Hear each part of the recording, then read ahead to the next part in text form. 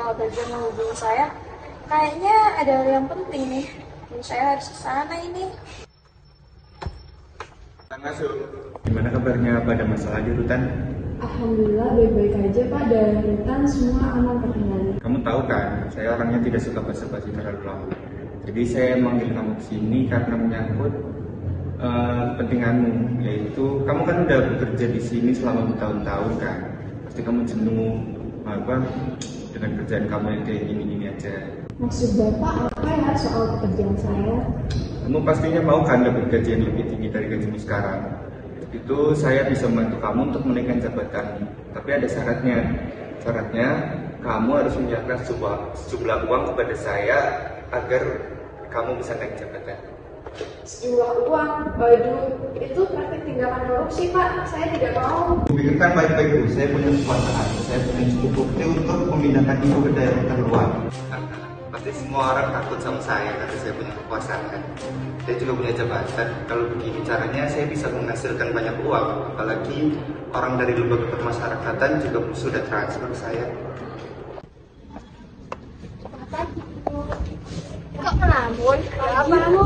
Gak apa-apa kok, ini liatin orang jalan aja. Ya, kamu gak usah bohong deh, kita tuh udah kenal lama. Kamu disuruh menghadap kepala bagian nggak? Apa kamu diancam juga sama kayak aku? Jangan kencang, nanti kedengaran orang lain. Saya nggak mau keluarga saya diapa-apain. Ya Bu, aku juga takut. Kemarin itu ya kepala bagian itu juga ke lapas. Terus ngomong saya juga. Gimana dengan kesepakatan kita? Saya bisa mempromosikan ibu dan dia pastinya jabatan ibu pasti akan naik. Jika ibu mengabaikan kesepakatan kita, ibu tahu kan konsekuensinya apa.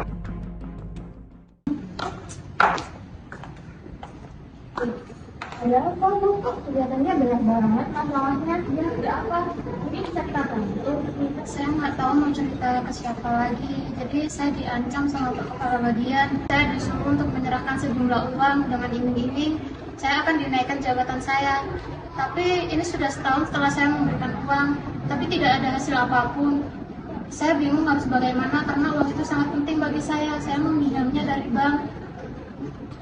Nggak beres ini kepala bagian. Kita harus laporin sini ke pihak wajib. Soalnya ini termasuk korupsi pemerasan. Setuju, ayo kita lapor yuk. Ayo. Penjelasan tentang korupsi pemerasan.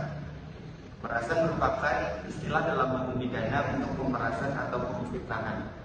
Pemerasan diartikan sebagai memeras dengan memaksa orang menyerahkan barang atau uang dan sebagainya dengan ancaman, antara lain membuka rahasia yang dapat memburukkan namanya di muka umum. Dasar hukum pada korupsi pemerasan terdapat pada pasal 482 ayat 1, 483 ayat 1.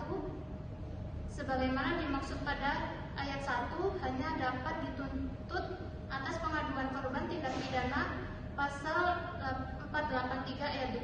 Pada pasal 484 menyatakan bahwa ketentuan sebagaimana yang dimaksud pada pasal 481 berlaku juga bagi tindak pidana sebagaimana dimaksud dalam pasal 482 dan pasal 483. Gambaran kasus Tuti. Kejaksaan Tinggi DKI Jakarta menemukan Tuti bukan praktik korupsi dan pemerasan di Kesekretariatan Jenderal Kementerian Hukum dan Hak Asasi Manusia.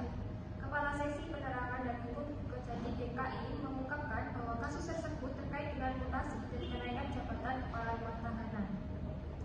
Kasus tersebut bermula dari adanya pelaporan terkait dengan korupsi dan pemerasan.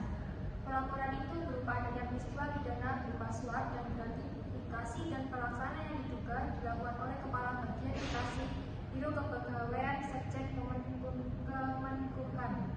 Oknum itu diduga melakukan tindakan penyalahgunaan wewenang dengan memaksa sejumlah kepala rutan dan lembaga pemasyarakatan menyerahkan sejumlah uang dengan alibi untuk kompensasi janji mendapatkan promosi dan jabatan.